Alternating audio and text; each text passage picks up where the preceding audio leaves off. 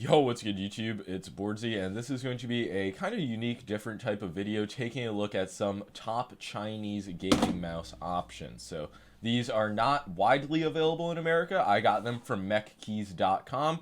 There's the Waizowl OGM Pro and the Darmoshark N3. Darmoshark mouse is like $65, and I think the Waizowl is around $100.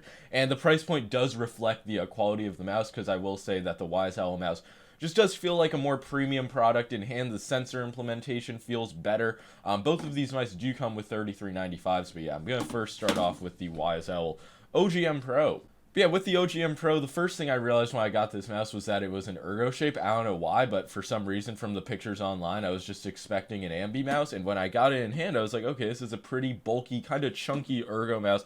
I would say the shape it best compares to is the Outset AX from Vaxi, but as you can see, it's like by no means a direct clone.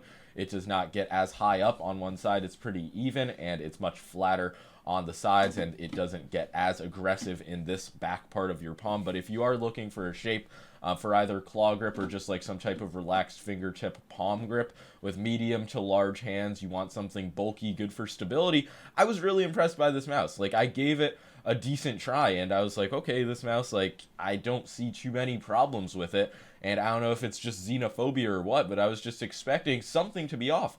But the implementations, from the sensor to the buttons, the overall like shelled build quality, it's just all nice. The one thing about this mouse is that it is 70 grams, but I'm not gonna say that that like ruins the mouse. Yes, in hand it does feel heavier than something like a DeathAdder V3 Pro, but like not so significantly to the point where you feel like it's holding you back. So yeah, I would say especially if you're using a faster hybrid pad or even a glass pad, that the weight is not going to hold the mouse back, and it just feels nice and high quality in hand, as I've mentioned a few times already. And yeah, the shape is not going to be too aggressive. It has a pretty subtle thumb groove and just a nice flare out on the right side that just makes it feel pretty natural in my hands, at least. So I'd say as ergos go, this is going to be a pretty safe shape. Next thing I'm going to talk about is going to be just the button quality and implementation. The main mouse buttons are using TTC Gold switches, I believe.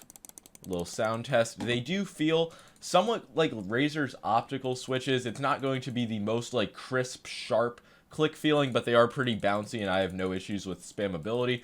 By default, they come on 4 ms debounce time, and you can adjust it to 1 ms in the software. The settings out of the box are actually perfectly fine, and with a lot of smaller companies' mice, they generally tend to come on like 12 ms debounce, but out of the box, this is 1000 Hz, 1mm LOD, 4 ms debounce, and motion sync enabled, so really perfectly fine out of the box.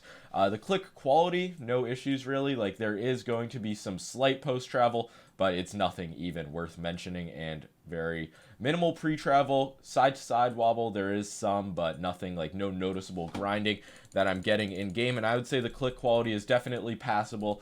Very solid mechanical switch, and the side buttons are also really nice, which surprised me. They're in a really nice position for accessibility, and they just feel like a crispier version of the G Pro Superlight side buttons. There's not going to be any mushiness, no noticeable like pre or post travel on my unit, and just exceptional copy for a mouse that I had never heard of the brand. And if I hadn't heard of a fucking mouse brand, that's just crazy, because I've tried like hundreds of mice at this point. But yeah, Waizowl's first offering was just very positively surprising. The stock skates, I thought the design was going to be stupid, because you see it's just not like fully completed down here, and they were scratchy for a bit, but after using them on the Skypad and the Super Glide pad, they totally broke in, and you can hear that they're like nearly silent on the pad compared to the DeathAdder V3 Pro. I should have put like a trigger warning for that, but yeah, the stock skates, very thick, very good feeling, and smooth on fast pads. Moving past the stock skates, there are still a few more features to cover. As I mentioned, everything with the 3395 was just absolutely spot on.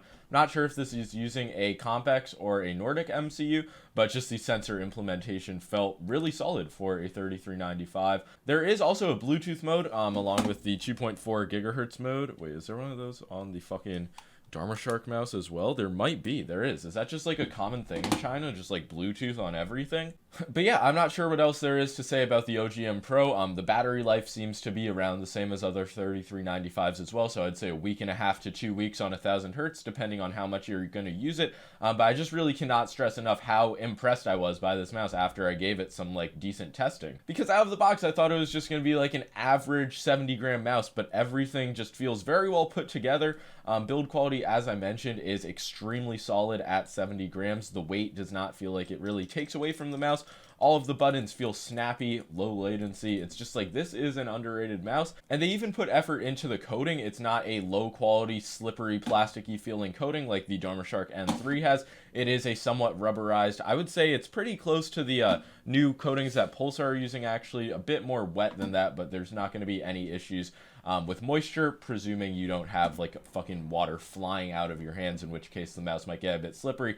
But in my use case, this coating has been nice as well, which is just like, wow, this mouse is basically complete. I did see some people saying that you can get it for cheaper if you get it from someplace that isn't mechkeys.com, but I don't know how that's going to be in terms of shipping. And yeah, I'm referring to this as a $100 mouse, and for that, it's solid. It's not something that I'm going to be recommending everybody to buy, but if you find it interesting, I would say go for it. Like, there aren't many other reviews. There are not any gaping flaws that I discovered, and it just seems like an underrated mouse for the price. Now, something that is not going to be underrated for the price is the Darmoshark N3. I really just don't want to spend as much time on this mouse because it's just garbage. Like, there's really no saving grace. It is 63 grams. It's a lower profile mouse. It's a more aggressively curved ergo shape, and it's also a lot lower. So it is a unique shape, and I think I did see like fresh reviews review it and compare it to the Death Adder V3 Pro. Maybe like a mini version, but definitely does not stack up with the standard size Death Adder, and I'm not even sure if he said that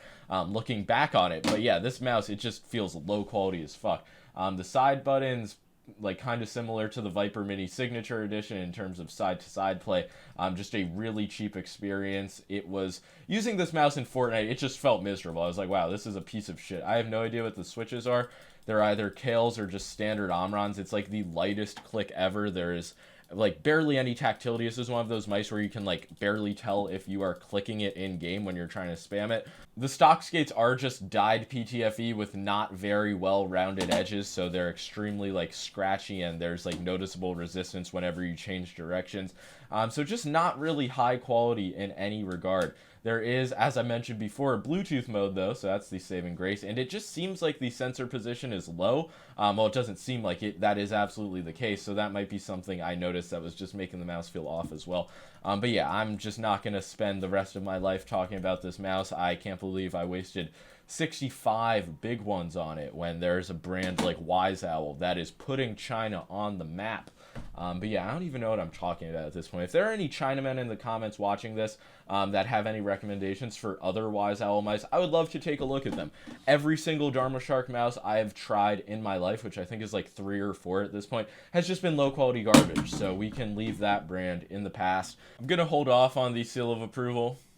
I'm not going to give the OGM Pro the seal of approval, but it's definitely an S or even an A tier mouse. Obviously, like, importing it and the availability is going to be kind of a flaw, and I think the one thing I didn't mention is the scroll wheel, which just feels like a very generic encoder, very light, not extremely rigid defined steps, but I would say it was certainly good enough for Fortnite scrolling. But if you need like very specific like one notch scrolls, I'm not sure if this is the best wheel for that. But yeah, that's going to be all for this video. Make sure to leave a like and subscribe if you would like to see more mouse reviews in the future, more niche mouse reviews like this. Just let me know. Anything really. This was an awesome video to make. I really did enjoy testing these Chinese products and comparing them to American-made products, because that's what all the other mice are.